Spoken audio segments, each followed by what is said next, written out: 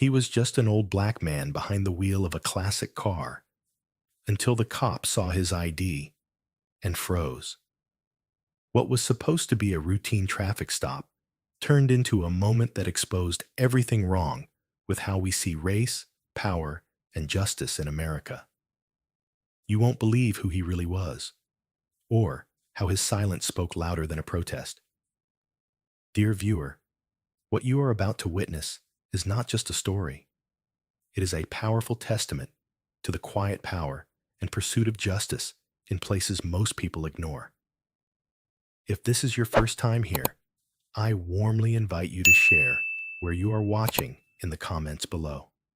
And if stories like this move you, challenge you, or make you think, consider subscribing and clicking the bell icon. We share voices that deserve to be heard every day. Thank you for being here. Now, let's get into the story.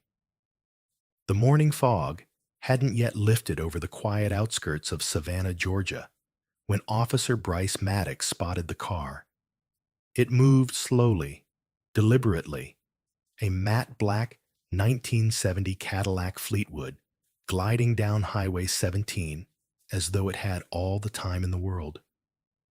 Bryce sat alone in his cruiser, sipping stale coffee, radio turned down low. There was nothing urgent on the scanner. No robberies, no accidents, just the dull hum of routine. But something about that car bothered him. It wasn't just old. It wasn't just slow. It was out of place. And in Bryce's mind, being out of place was often the first sign of trouble. He pulled into the lane behind the Cadillac, watching it. The license plate was faded, barely legible. The driver? A lone elderly black man, wearing a gray fedora and sitting as upright as a preacher at a funeral. That, too, seemed strange to Bryce. The car was too vintage. The man too composed. The whole image didn't fit the template his instincts had sharpened over the years. Bryce didn't think. He acted. With one flick of his fingers, the cruiser's red and blue lights blazed to life. The siren chirped once, like a bark from a dog who'd just found something it didn't like. The Cadillac pulled over without hesitation. No sudden movements, no attempt to flee. Just a quiet, graceful turn onto the gravel shoulder. Bryce stepped out, boots hitting the pavement with a kind of authority only someone who never questions his own power can command. His hand hovered near his holster, not out of fear, but habit. A habit born from dozens, maybe hundreds of stops just like this. People who didn't look right. People who didn't match the neighborhood. People who moved just a little too slowly to be doing nothing wrong. As he approached the vehicle, Bryce noticed there was no nervousness from the driver. No fidgeting. No forced politeness. Just two black-gloved hands resting calmly on the wheel, and a face turned forward, eyes fixed on the road ahead, like the stop hadn't even happened. "Good morning," Bryce said, flatly. "Do you know why I pulled you over?" The man turned his head slowly. No fear in his eyes, no irritation either, just stillness. The kind that makes you feel, inexplicably, like you're the one being observed. "No," the man replied, voice calm as Riverstone. "But I trust you'll tell me." Bryce bristled. Something in the man's tone, measured, precise, made him feel as though the power dynamic had shifted ever so slightly. He glanced at the dashboard. No air freshener hanging. No visible infractions. He sniffed. No scent of weed. No broken taillight. The car was old, yes, but clean. Law-abiding, at least by any standard he could justify on paper. Still, he pressed on. "License and registration?" The man nodded, slowly reaching into the glove box. No sudden movements, no backtalk, no complaint. He handed Bryce a leather wallet, worn at the edges, and a laminated ID card that gleamed faintly in the morning haze. Bryce looked down and stopped. The emblem was unfamiliar. Gold, embossed, with a thin line of text etched around the seal. He squinted, read again. United States Supreme Court, Associate Justice. He blinked. At first, he thought it was a prank, some kind of novelty card. He flipped it over. It had security codes, federal clearance markings, a signature line signed in a firm, looping script, Elijah C. Mercer. His throat dried. He didn't say anything for a moment. His fingers hovered awkwardly over his radio. Part of him wanted to call it in, confirm it was real. Part of him didn't want to risk sounding foolish to dispatch. And another part, the smallest but loudest, felt the beginnings of panic rise in his chest. Because he knew that name. Not personally, but he'd heard it before. On TV, in newspapers. Elijah Mercer, civil rights attorney, turned federal circuit judge, turned Supreme Court appointee. A man who had spent his entire life dismantling the very biases Bryce was now enacting on the side of a sleepy southern highway. "I'm sorry," Bryce said quickly. "There's just been reports of older vehicles running tags that don't match." The judge said nothing. Bryce forced a smile that didn't quite reach his eyes. "Just doing my job." Elijah Mercer leaned back slightly in his seat, his gaze still locked ahead, as though the horizon held more relevance than the man standing outside his window. "I understand," he said softly. "Many have said that, especially when they didn't know who I was." Bryce felt the words hit harder than any shouted protest. No rage, no accusation, just the unspoken implication. "You only care now because I have power." The silence stretched. From behind him, a car slowed. A teenager in the passenger seat pointed her phone out the window, recording. The driver raised an eyebrow. Whispers fluttered. Bryce turned his body slightly, trying to block the camera's view. Another car rolled by. Another glance. People were watching. Suddenly, this wasn't a routine stop anymore. Suddenly, this was a moment.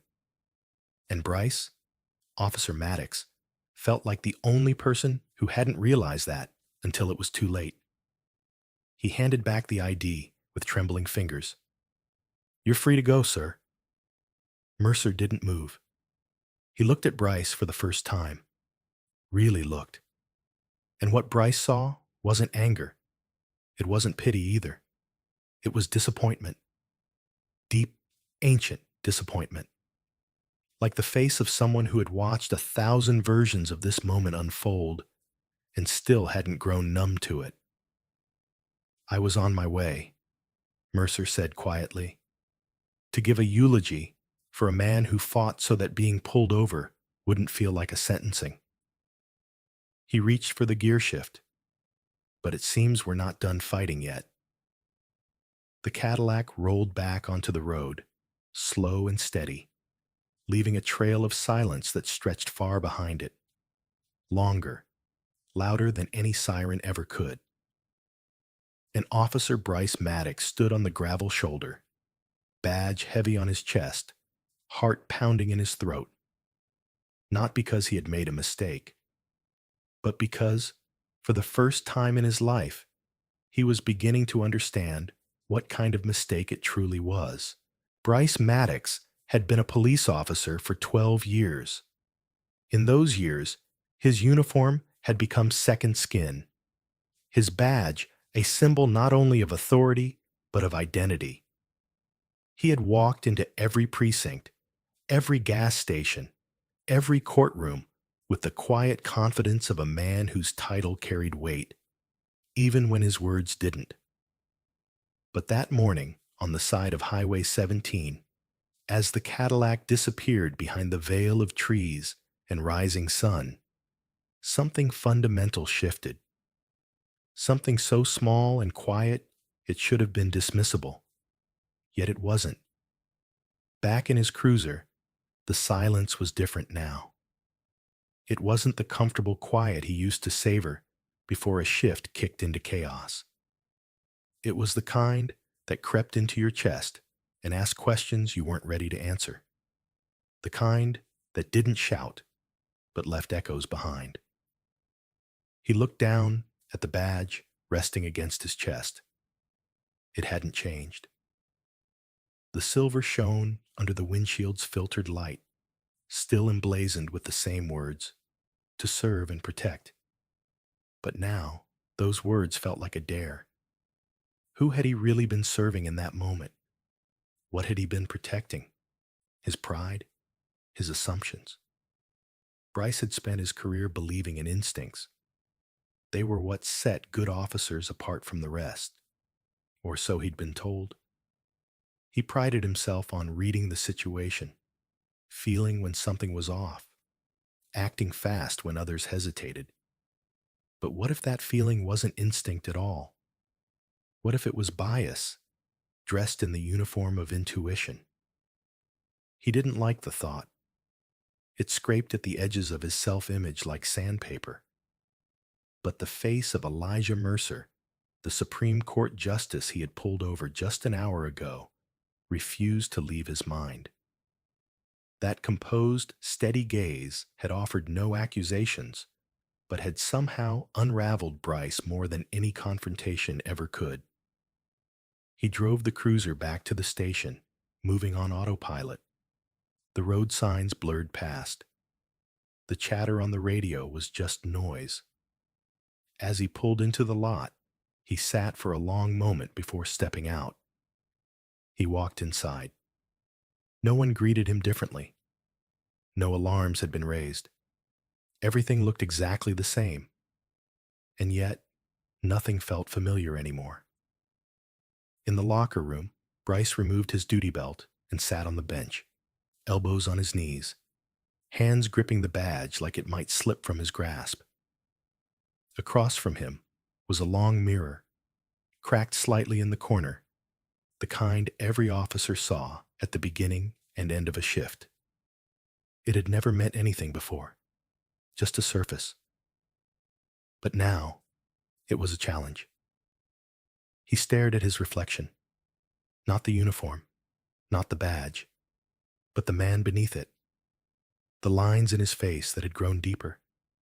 The eyes that used to carry resolve now carrying something he couldn't name. Regret? Shame? Doubt? He remembered a training seminar from his early years. A supervisor had said, "The badge doesn't make you right. It gives you the responsibility to be right." He hadn't thought much of it then. It sounded like the kind of phrase people said to sound noble. But today, it echoed differently. What if he hadn't lived up to that responsibility?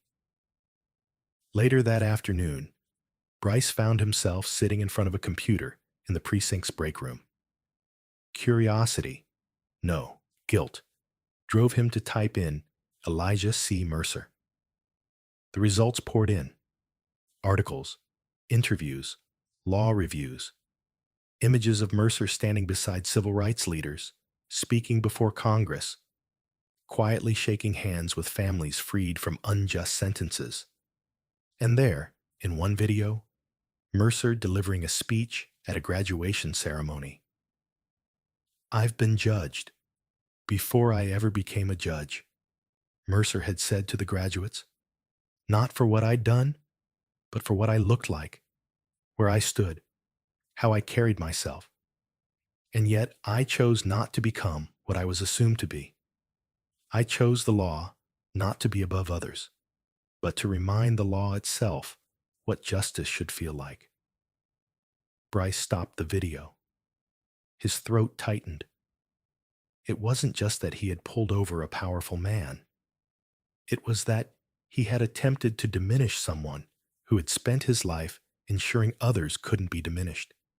Not through force, not through intimidation, but through calm, unshakable integrity. And somehow, Bryce had thought he held the power in that exchange. That night, Bryce sat in his living room, the house quiet, his wife asleep upstairs. He held the badge again, this time not as a symbol of pride, but as a question. Had he worn it to serve, or had he worn it to shield himself from self-examination? He thought about other stops, faces that blurred together now. How many had he pulled over for no real reason? How many times had he convinced himself that instinct justified intrusion?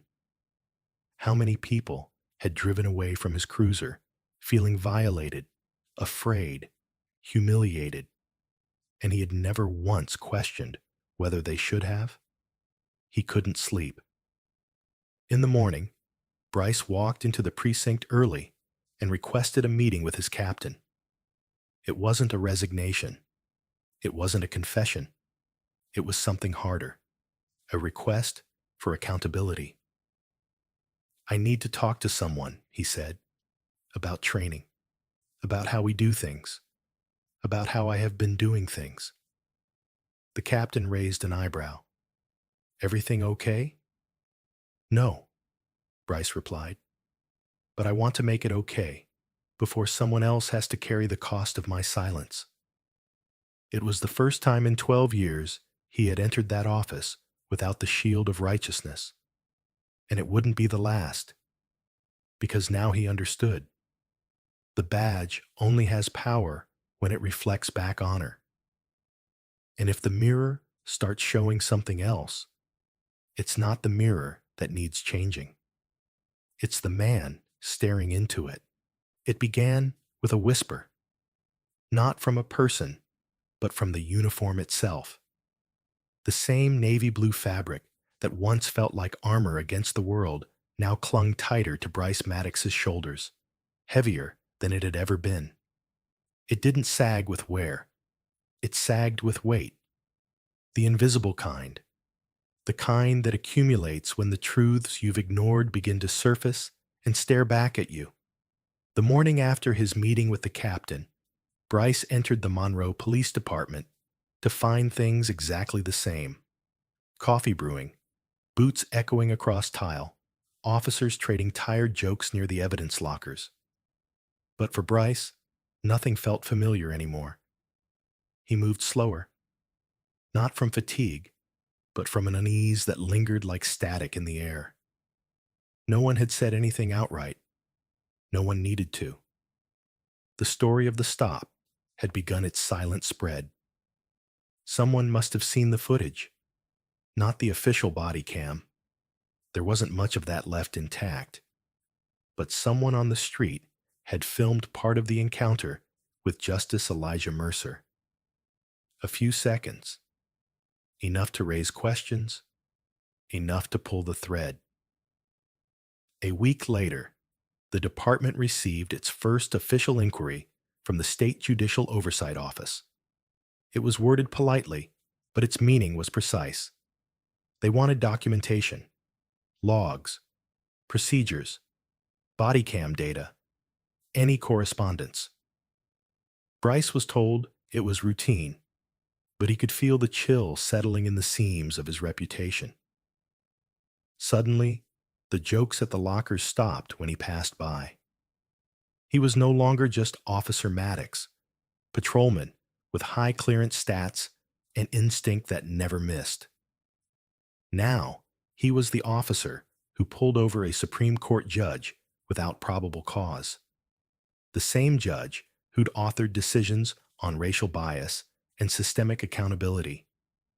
The same man who dedicated his life to building bridges. Bryce hadn't even noticed he was walking over. Bryce didn't deny what happened. He couldn't. But admitting wasn't the same as understanding. The unraveling had only just begun. It wasn't just the review board or the questions from upstairs. It was the way he began to question his own memories. The small moments, the patterns, the faces. He went back through old logs, not to prepare a defense, but to find clarity. What he found was something worse. he saw a pattern he hadn't dared to name. More stops involving people of color. More incidents labeled as field investigation, based on suspicious movement or nonverbal resistance. More phrases that sounded like procedure, but were nothing more than masks for something deeper. And there, buried in a routine traffic stop from 2 years ago, he found a report he barely remembered writing. The driver was a young black teacher returning from a late-night shift at the community center. Bryce had noted, seemed agitated, avoided eye contact, possible concealment of something. But now, reading it again, he remembered the man hadn't been hiding anything. He'd been tired, worn, polite even. Bryce had written him a citation for a cracked taillight and gone on with his shift. But the man had likely gone home wondering why he was ever pulled over in the first place. Bryce stared at the screen, the incident report glowing back at him like a quiet indictment. The uniform he wore had never been questioned by those around him. But now it began to feel like a disguise, something that let him walk through injustice without having to see it. And others were seeing it too. Media outlets started sniffing around the story. Local blogs posted the video with headlines like, "Judge pulled over for driving while black." National columnists started asking bigger questions, not just about Bryce, but about Monroe, about the patterns of enforcement that went unnoticed for too long.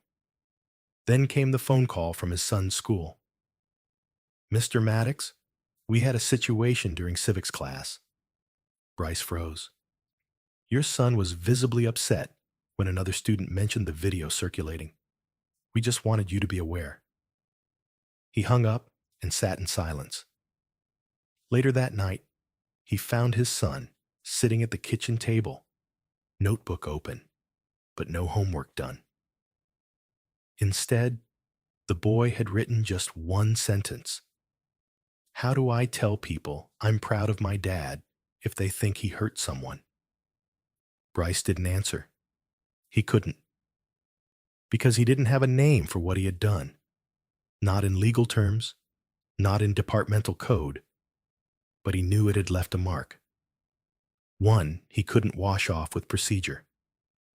The following morning, Bryce asked to be reassigned from field duty. It wasn't suspension. It wasn't punishment. It was choice.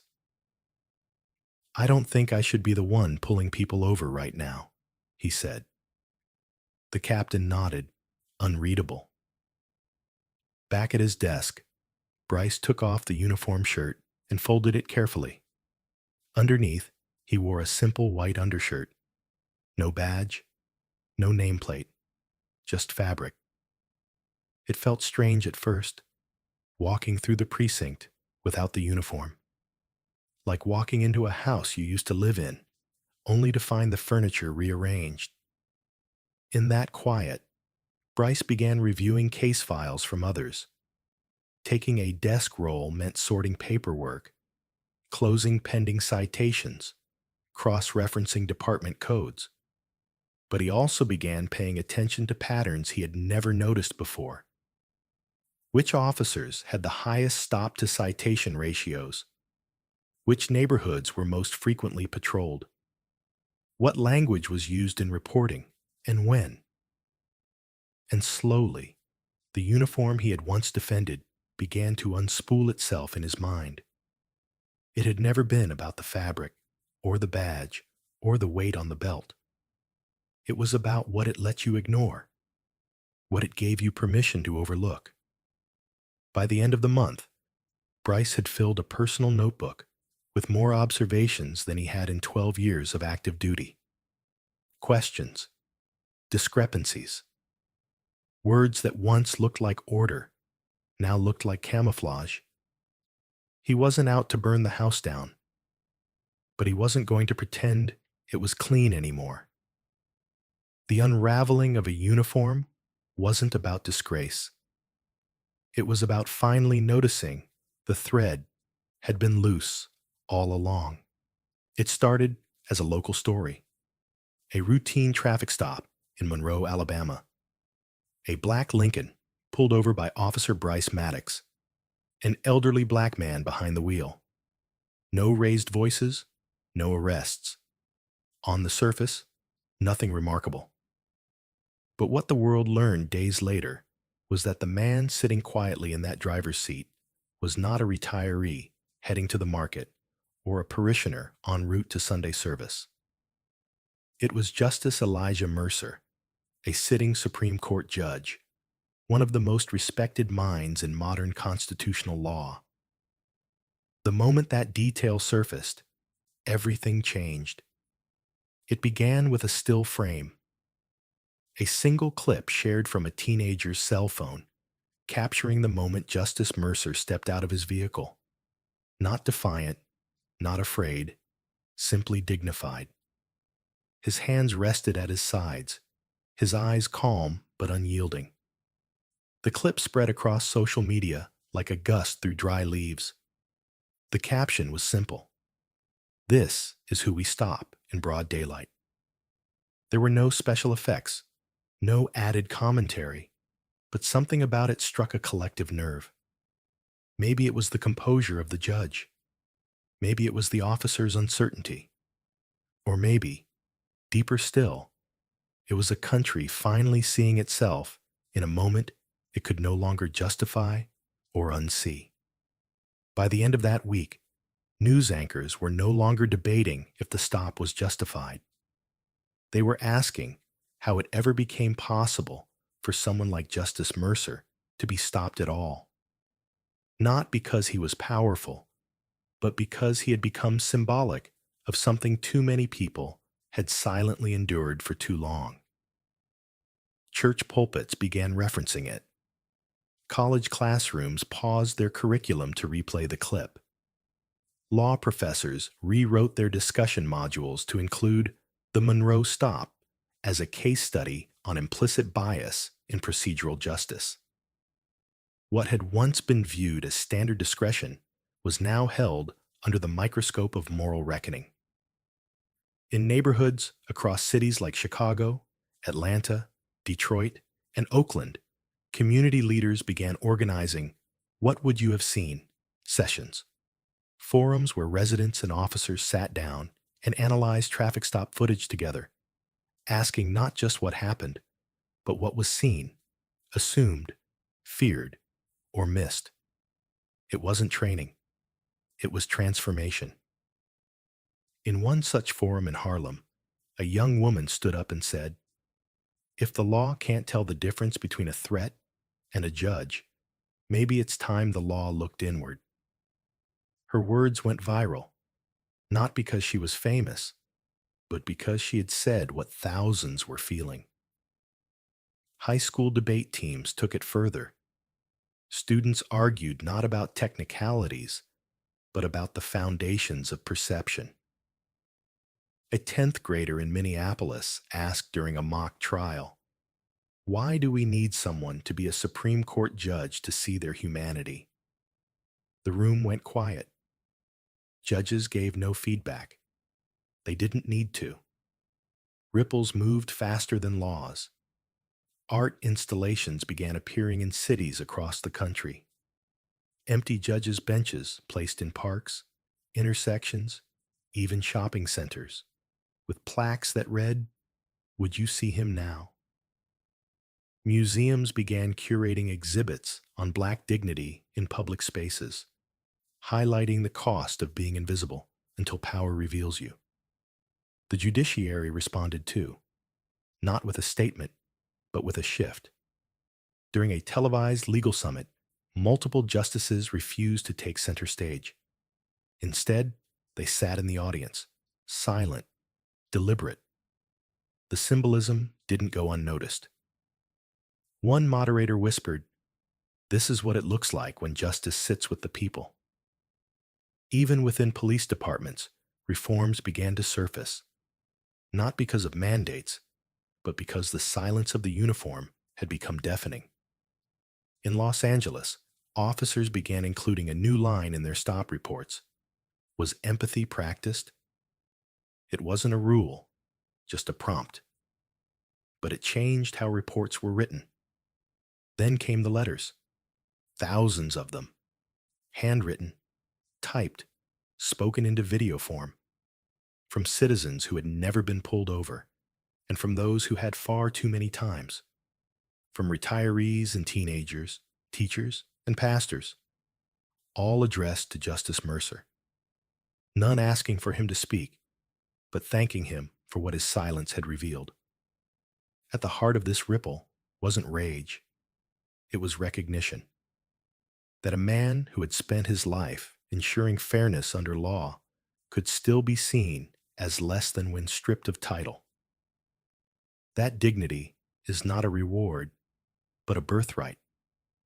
And that the moment you need a badge to be treated with respect is the moment the system has forgotten why it exists. And so, across the country, the question spread, not spoken loudly, but whispered in boardrooms, classrooms, living rooms. If this can happen to him, who else have we already failed? No one had an answer. But finally, they were asking. In the weeks that followed the stop, Justice Elijah Mercer did not grant interviews. He issued no public statement, offered no opinion pieces or televised commentary. He returned to his work at the court with the same quiet dignity he carried in his Lincoln that morning. And yet, across the country, his silence began to echo louder than any speech he might have delivered. At first, it confused people. The nation waited for a soundbite, for a headline-grabbing quote that could be printed in bold or looped on talk shows, but none came. Instead, his silence was filled by the voices of others, voices that had been waiting for permission to speak, or perhaps waiting for a reason they could no longer deny.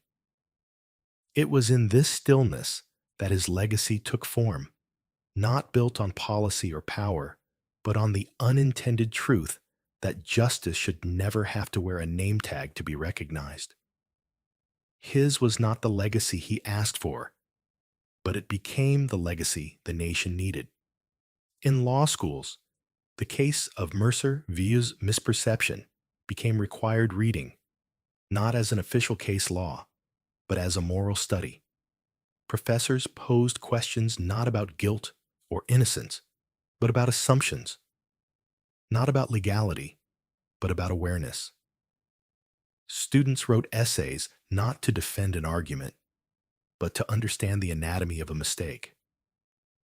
In one such classroom, a young black student stood up and said, "I always thought I'd have to work twice as hard to be seen. I never thought I'd have to be a Supreme Court judge just to be believed." The room didn't applaud. It didn't need to. That kind of truth doesn't seek approval. It demands acknowledgement. Meanwhile, Officer Bryce Maddox had been reassigned. Official reports cited procedural review. Unofficially, it was a quiet extraction, a move to limit the fallout. But Maddox had changed, not in his posture or performance, but in the way he looked at people during stops. There was a hesitation now, not from fear, but from an inner reckoning he had no script for. He no longer used the word routine when describing his work, because he had come to understand that what feels routine for some may feel like survival for others. He no longer called it instinct. He started calling it a lens. And that lens, once unexamined, now carried the weight of a name he would never forget. Elsewhere, conversations began to take root in spaces they had never dared enter before. In community boardrooms, where officers and residents once sat on opposite ends, there were now shared tables. Not every meeting ended with agreement, but every voice was heard, and that alone marked a kind of shift. Across dinner tables and barber shops, In union halls and Sunday school classrooms, people began telling their own stories, not about judges or cops, but about dignity, stories that had gathered dust in silence, now sweeping through a nation, learning that history doesn't just happen in monuments or marches. Sometimes it unfolds in the quiet refusal of a man to be belittled. The most unexpected tribute came not from a courtroom or a Congress floor, but from a small town middle school. A class assignment asked students to write about a leader who changed something without giving a speech. One child drew a picture of a black man in a car, hands on the wheel, face calm. Underneath, in crooked handwriting, they wrote, "He didn't yell. He didn't fight, but he made people see." The drawing was never displayed in a gallery. It didn't go viral. But when a teacher quietly taped it to her classroom door, every student that passed by knew exactly who it was, not because they saw his face, but because they had learned to see his meaning. And that was the legacy Mercer left, not carved into granite, but carried in awareness. He reminded a country that justice is not a uniform, nor a title, nor the absence of conflict. It is the presence of respect, given freely and without demand. The legacy we never asked for is the one that made us ask harder questions, the one that turned silence into a mirror, the one that forced us to confront not just how we treat power, but how we perceive humanity. Justice Mercer drove away that day, as he always did, unrushed, upright, with nothing to prove. But in doing so, he rewrote something deeper than law. He rewrote the definition of presence, and we, the witnesses of that silent verdict, now carry the responsibility to ensure we never go blind to dignity again. Elijah Mercer was never looking to become a symbol. He wasn't chasing a headline, nor did he speak loudly or demand recognition. He was simply an old man driving a well-kept Lincoln through the quiet streets of Charleston, headed to honor a chapter of his past. But what happened on that roadside, the moment a uniformed officer saw not a man, but a profile, became more than just an interaction. It became a reckoning. Not because Mercer resisted, but because he didn't. Not because he confronted, but because his calm composure spoke louder than protest. What began as a traffic stop ended as a mirror held up to a nation, forcing it to ask who gets to be presumed innocent, who is granted dignity without explanation, and who must still carry proof of worth in their pockets. Throughout the story, Mercer's silence was not passivity, it was power.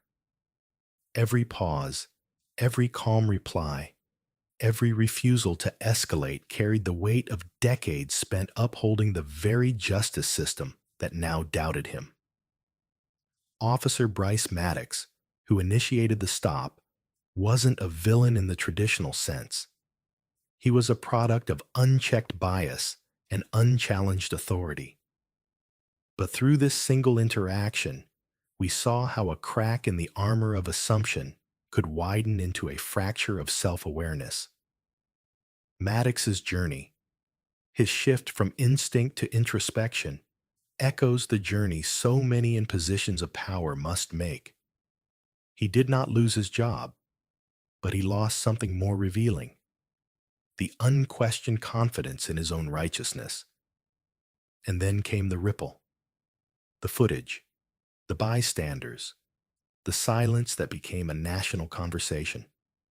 Students rewrote essays, officers rewrote protocols, civilians rewrote expectations. Across schools, courtrooms, and city blocks, Mercer's presence lived on, not through speeches, but through the way people paused before judging, the way they asked names with care, the way they questioned procedures that had gone unchallenged for years.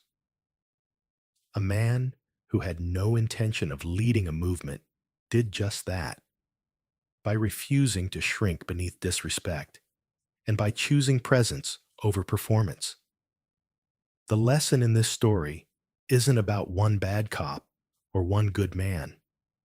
It's about the space between perception and reality and how dangerous that space becomes when we fill it with assumption. It's about how power is most clearly tested, not when it's resisted, but when it's met with dignity. We are reminded that justice isn't just upheld in courtrooms or codified in laws. It's reflected in how we see one another, in our everyday decisions, in our moments of pause, in our willingness to see humanity before authority. So what can we do? We can slow down before we judge. We can challenge our instincts when they're rooted in prejudice. We can teach our children that dignity isn't earned by titles, but honored in every interaction. And most of all, we can remember that silence doesn't always mean weakness. Sometimes it's the most powerful form of truth. If this story moved you, even just for a moment, please consider subscribing to this channel. Your support helps us bring more meaningful, real-life stories like this to light. Help us keep the conversation going, and help ensure voices like Elijah Mercer's never fade into silence again.